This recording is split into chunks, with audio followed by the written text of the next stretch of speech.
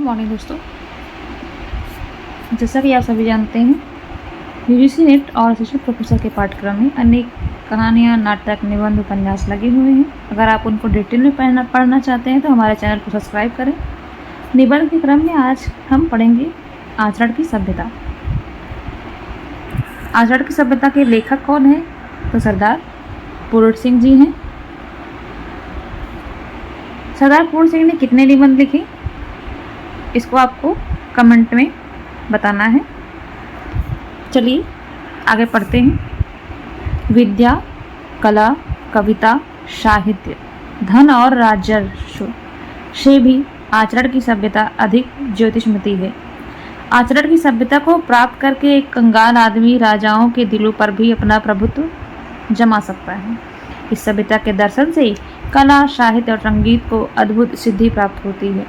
राग अधिक मृदु हो जाता है। विद्या का तीसरा नेत्र, शिव नेत्र, खुल जाता है। चित्रकला का मौन राग अलापने लग जाते हैं। वक्ता चुप हो जाता है। लेखक की लेखनी थम जाती है। मूर्ति बनाने वाले के सामने नए कपोल, नए नयन और नई छवि का दृश्य उपस्थित हो जाता है। आचरण की सभ्यता में भाषा सदा मौन रहती है। जो भी लाइन हाईलाइट की गई है तो वो इम्पॉर्टेंट है एग्जाम की दृष्टि से, तो आप सब उस पर थोड़ा सा ज़्यादा ध्यान रखें। आगे, इस भाषा का निकट शुद्ध श्वेत पत्रों वाला है।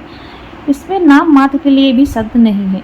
यह सभ्याचरण नाद करता हुआ भी मौन है। व्याख्यान देता हुआ भी व्याख्यान के पीछे छिपा है। राग गाता हुआ भी राग के सुर के भीतर पड़ा है।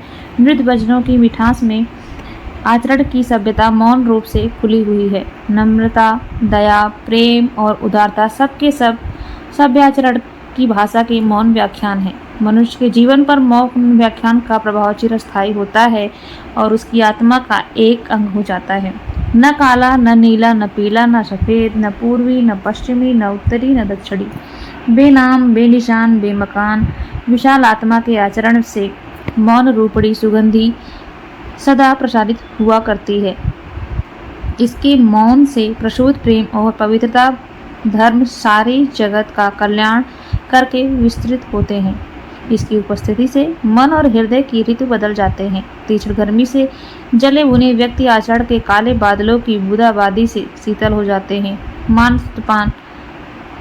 मानसपन शरद ऋतु क्लेशातुर हुए पुरुष इसकी सुगंधमय अटल वसंत ऋतु के आनंद का पान करते हैं। आचरण के नेत्र के एक अश्रु से जगत भर के नेत्र भीग जाते हैं। आचरण के आनंद नृत्य से उन्मदिष्णु होकर वृक्ष और पर्वतों तक के हृदय नृत्य करने लगते हैं। आचरण के मौन व्याख्यान से मनुष्य को एक नया जीवन प्राप्त होता है। नए नए विचार स्वयं ही प्रकट होने लगते हैं। सूखे काश सचमुच ही हरे हो जाते हैं। सूखे कूपों में जल भर आता है। नए नेत्र मिलते हैं। कुल पदार्थों के साथ एक नया मैत्री भाव फूट पड़ता है। सूर्य, जल, वायु, पुष्प, पत्थर, घास, पात, नर, नारी और बालक तक में एक अश्रुतपूर्व सुंदर मूर्ति के दर्शन होने लगते हैं। तो आगे की ये 4 लाइन इंपॉर्टेंट है, इसलिए हाईलाइट की गई है, तो इस पर आपको ज़्यादा ध्यान देना है।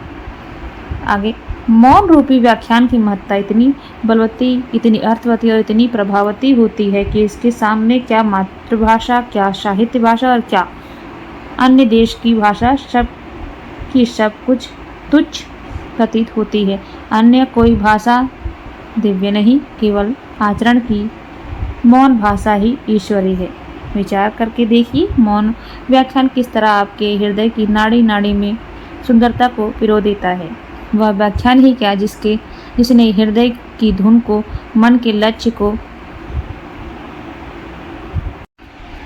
ही न बदल दिया। चंद्रमा की मंद मंद हंसी का, तारांगण के कटाक्षपूर्ण प्राकृतिक मौन व्याख्यान का प्रभाव किसी कवि के दिल में घुसकर देखो। सूर्यास्त होने के पश्चात श्री केशव चंद्र सेन और महर्षि देवेंद्र नाथ ठाकुर ने सारी रात एक क्षण की तरह गुजार दी। यह तो कल की बात है। कमल और नरगिस में नयन देखने वाले नेत्रों से पूछो कि मौन व्याख्यान की प्रभुता कितनी दिव्य है। प्रेम की भाषा शब्द रहित है। ये लाइन भी इम्पोर्टेंट है। तो कौन सी लाइन? प्रेम की भाषा कैसी है? दिव्य है। आगे,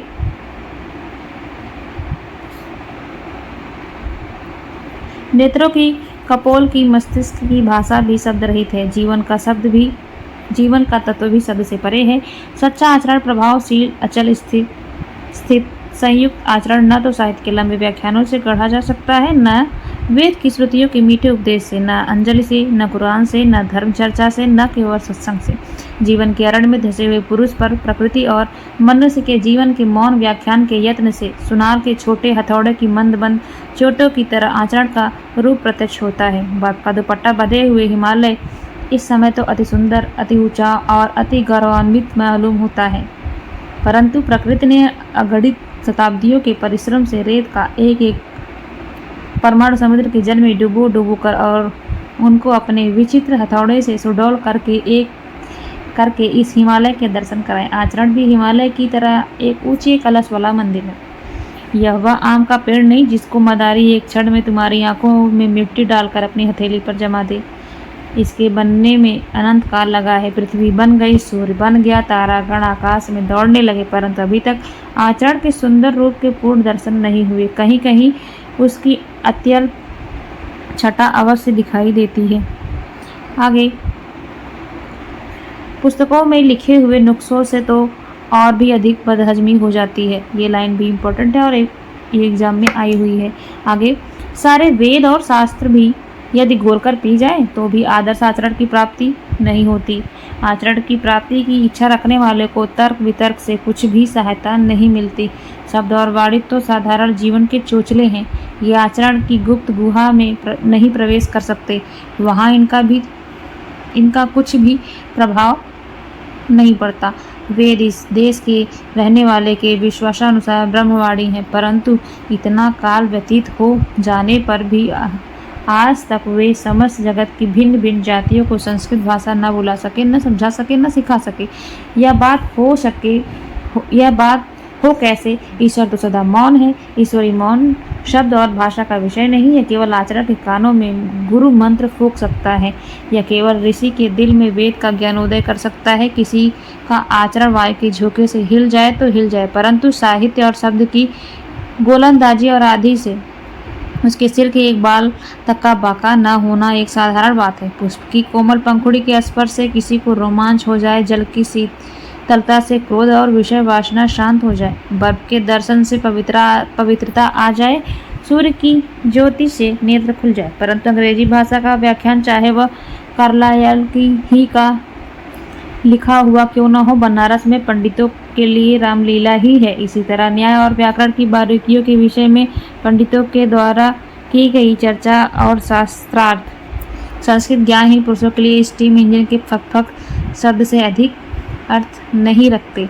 यदि आप कहें व्याख्यानों के द्वारा, उपदेशों के द्वारा, धर्म चर्चा द्वारा कितने ही पुरुषों नारियों के हृदय पर जीवन व्यापी प्रभाव पड़ा है, तो उत्तर यह है कि प्रभाव शब्द का नहीं, प्रभाव तो सदाचरण का पड़ता है। साधारण उपदेश हो हर गिरजे, हर मंदिर और हर मस्जिद में होते हैं, परंतु उनका प्रभाव तभी हम पर पड़ता है जब गिरजे का पादरी स्वयं ईशा हो और इस मंदिर का पुजारी स्वयं ब्रह्मर्षि होता है और मस्जिद का मुल्ला स्वयं पैगंबर या रसूल होता है। यदि एक ब्राह्मण किसी डूबती कन्या की रक्षा के लिए, चाहे वह कन्या किसी जाति की हो, किसी मनुष्य की हो, किसी देश की हो, अपने आप को गंगा में फेंक दे, चाहे उसके प्राण या काम करने में रहे चाहे जाएं, तो इस कार्य में प्रेरक आचरण की मौनमय भाषा किस देश में, किस जाति में और किस काल में कौन नहीं समझ सकता। प्रेम का आचरण, दया का आचरण, क्या पशु क्या बच्चा, जगत के सभी चराचर आप समझ लेते हैं। जगत भर के बच्चों की भाषा इस भाष्यहीन भाषा का चिन्ह है। बालकों के इस शुद्ध मौन का नाद और हास्य ही शब्द देशों में एक ही सा पाया जाता है।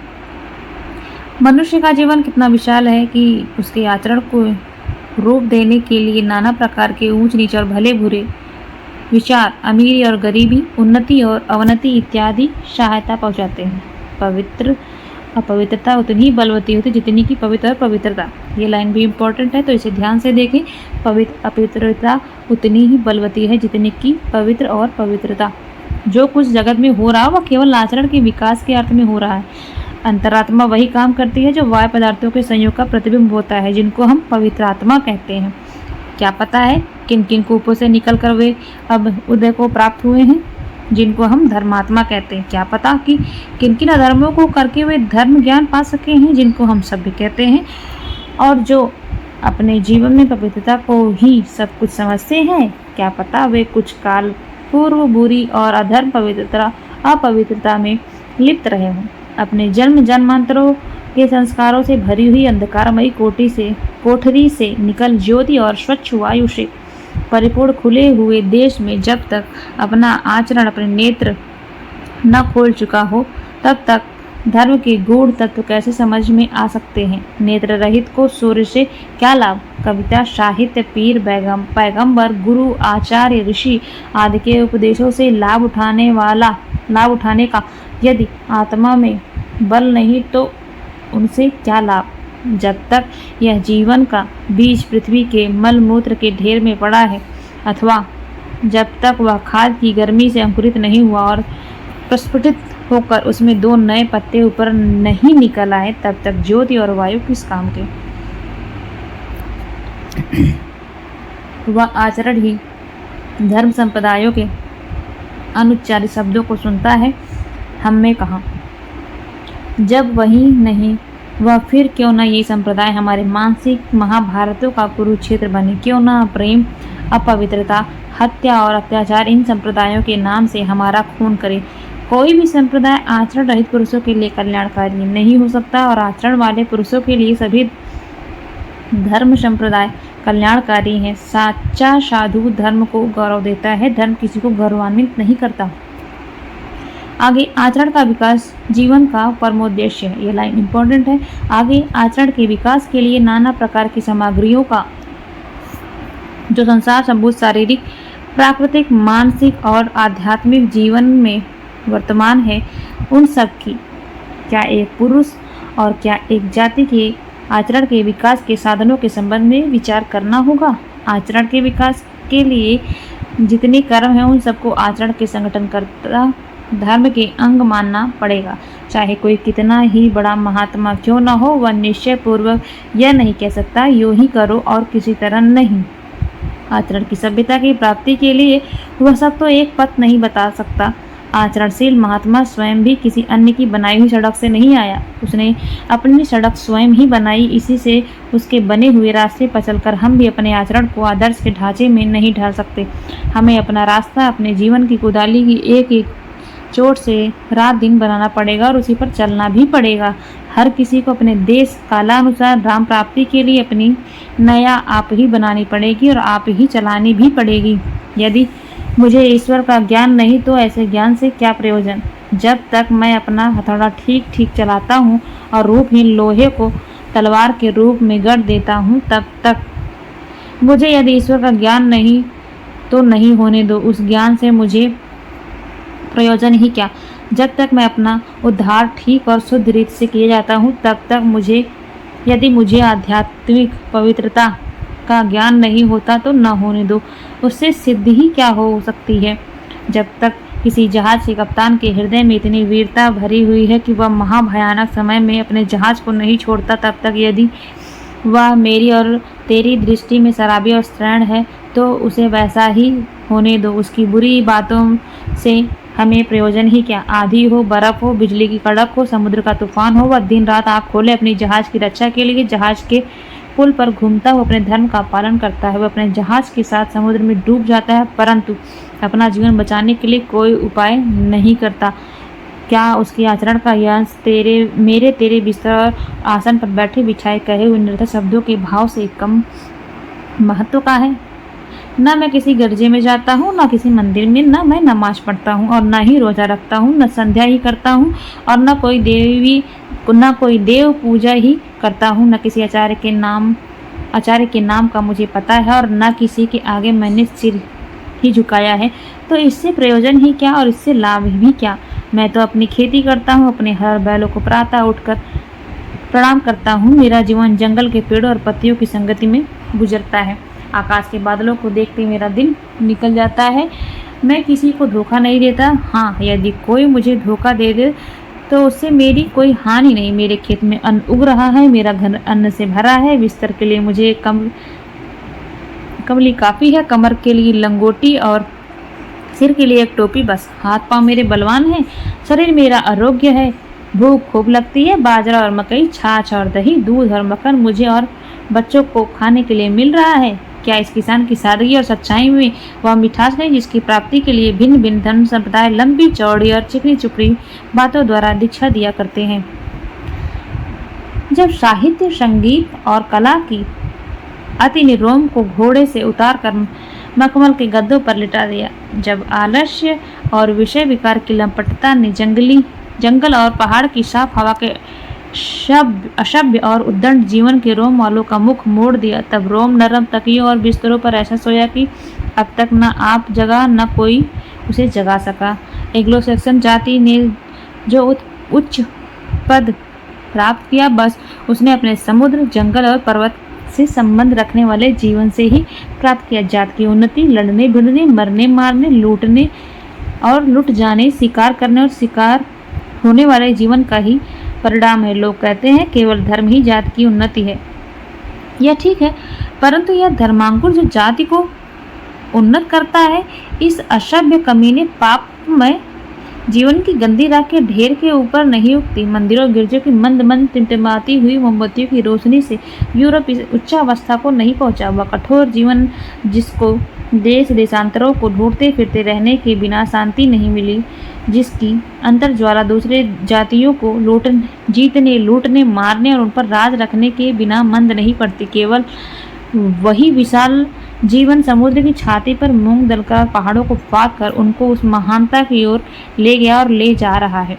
रॉबिन हुड की प्रशंसा में जो कभी अपनी सारी शक्ति खर्च कर देता है, उन्हें तत्वदर्शी कहना चाहिए, क्योंकि रॉबिन हुड जैसे भौतिक पदार्थों से ही नेल्सन और वेलिंगटन जैसे अंग्रेज वीरों की हड्डियां तैयार हुई। लड़ाई के आजकल के समान गोला बारूद, जंगी जहाज, तिजारती बेड़ों आदि को देखकर कहना पड़ता है कि इनसे वर्तमान सभ्यता से भी कहीं अधिक उच्च सभ्यता का जन्म होगा। धर्म और आध्यात्मिक विद्या के पौधे को ऐसे आरोग्यवर्धक भूमि देने के लिए जिसमें वह प्रकाश और वायु सदा खिलता रहे, सदा फूलता रहे, सदा फलता रहे, यह आवश्यक है कि बहुत से हाथ एक अनंत प्रकृति के ढेर को एकत्र करते रहें। धर्म की रक्षा के लिए क्षत्रियों को सदा ही कमर बांधे हुए सिपाही बने रहने का तो यही अर्थ है। यदि कुल समुद्र का जल उड़ा दो तो रेडियम धातु का एक कण कहीं हाथ लगेगा। आचरण का रेडियम, क्या एक पुरुष का और क्या जाति का और क्या जाति का, सारी प्रकृति को खाद बनाए बिना, प्रकृति को हवा में उड़ाए बिना भला कब मिलने का है। प्रकृति को मिथ्या करके नहीं उड़ाना, उसे उड़ाकर मिथ्या करना है। समुद्रों में डोरा डालकर अमृत निकालना है, सो भी कितना। जरा सा संसार की खाक छान कर आचरण का स्वर्ण हाथ आता है, क्या बैठे बिठाए भी वह मिल सकता है। हिंदुओं का संबंध यदि किसी प्राचीन असभ्य जाति के साथ रहा तो उसके वर्तमान वंश में अधिक बलवान श्रेणी के मनुष्य होते, तो उसमें भी ऋषि, पराक्रमी, जनरल और धीर वीर पुरुष उत्पन्न होते। आजकल तो वे उपनिषदों के ऋषियों के पवित्रता में प्रेम के जीवन को देख देखकर अहंकार में मग्न हो रहे हैं और दिन पर दिन अधोगति की ओर जा रहे हैं। यदि वे किसी जंगली जाति की संतान होते तो उनमें भी ऋषि और बलवान योद्धा होते। ऋषियों को पैदा करने के योग्य असभ्य पृथ्वी का बन जाना तो आसान है, परंतु ऋषियों को अपनी उन्नति के लिए राख और पृथ्वी बनाना कठिन है, क्योंकि ऋषि तो केवल अनंत प्रकृति पर सजते हैं, हमारी जैसे पुष्पशया पर मुरझा जाते हैं। माना कि प्राचीन काल में यूरोप में सभी असभ्य थे, परंतु आजकल तो हम सभ्य हैं। उनकी असभ्यता के ऊपर ऋषि जीवन की उच्च सभ्यता फूल रही है और हमारी ऋषियों के जीवन के फूल की सया पर आजकल असभ्यता का रंग चढ़ा हुआ है। सदा ऋषि पैदा करते रहना अर्थात अपनी ऊंची चोटी के ऊपर इन फूलों को सदा धारण करते रहना ही हमारे जीवन के नियमों का पालन करना है। धर्म के आचरण की प्राप्ति यदि ऊपरी आडंबरों से होती तो आजकल भारत निवासी सूर्य के समान शुद्ध आचरण वाले हो जाते। भाई, माला से तो जप नहीं होता, गंगा नहाने से तप नहीं होता, पहाड़ों पर चढ़ने से प्राणायाम हुआ करता है, समुद्र में तैरने से नीति धुलती है। आंधी, पानी और साधारण जीवन की ऊंच नीच, गर्मी सर्दी, अमीरी गरीबी को झेलने से तप हुआ करता है। आध्यात्मिक धर्म के सपनों की शोभा तभी भली लगती है जब आदमी अपने जीवन का धर्म पालन करे। खुद समुद्र में अपने जहाज पर बैठकर ही समुद्र की आध्यात्मिक शोभा का विचार होता है। भूखे को तो चंद और सूर्य में केवल आटे की बड़ी बड़ी 2 रोटियों सा प्रतीत होता है। कुटिया में ही बैठकर धूप, आंधी और बर्फ की दिव्य शोभा का आनंद आ सकता है। प्राकृतिक सभ्यता के आ जाने पर ही मानसिक सभ्यता आती है और तभी वह स्थिर भी रह सकती है। मानसिक सभ्यता के होने पर ही आचरण सभ्यता की प्राप्ति संभव है, यदि और तभी वह स्थिर भी हो सकती है। जब तक निर्धन पुरुष पाप से अपना पेट भरता है, तब तक धनवान पुरुष के शुद्धाचरण की पूरी परीक्षा नहीं। इसी प्रकार जब तक अज्ञानी का आचरण शुद्ध है, तब तक ज्ञानवान के आचरण की पूरी परीक्षा नहीं। तब तक जगत में आचरण की सभ्यता का राज्य नहीं। आचरण की सभ्यता का देश ही निराला है। उसमें न शारीरिक झगड़े हैं, न मानसिक, न आध्यात्मिक, न उसमें विद्रोह है, न जंग का ही नामो निशान, और न वहाँ कोई ऊंचा न नीचा, न कोई वहाँ धनवान है और न ही कोई वहाँ निर्धन। वहाँ प्रकृति का नाम नहीं, वहाँ तो प्रेम और एकता का अखंड राज्य रहता है। जिस समय आचरण की सभ्यता संसार में आती है, उस समय नीले आकाश से मनुष्य को वेद ध्वनि सुनाई देती है। नर नारी पुष्पवत खिलते जाते हैं, प्रभात हो जाता है, प्रभात का गजर बज जाता है, नारद की वीणा अलापने लगती है, ध्रुव का शंख गूंज उठता है, प्रहलाद का नृत्य होता है, शिव का डमरू बजता है, कृष्ण की बांसुरी की धुन प्रारंभ हो जाती है। जहाँ ऐसे शब्द होते हैं वहाँ ऐसे पुरुष रहते हैं, वहाँ ऐसी ज्योति होती है। वही आचरण की सभ्यता का सुनहरा देश, वही देश मनुष्य का स्वदेश है। जब तक घर न पहुँच जाए सोना अच्छा नहीं। चाहे वेदों में, चाहे इंजिल में, चाहे कुरान में, चाहे त्रिपिटक में, चाहे इन स्थान में, चाहे उस स्थान में, कहीं भी सोना अच्छा नहीं। आलस्य मृत्यु है। लेख तो पेड़ों के चित्र सदृश होते हैं, पेड़ तो होते ही नहीं जो फल लावे। लेखक ने यह चित्र इसलिए भेजा है कि सरस्वती में चित्र को देखकर शायद कोई असली पेड़ को जाकर देखने का यत्न करे।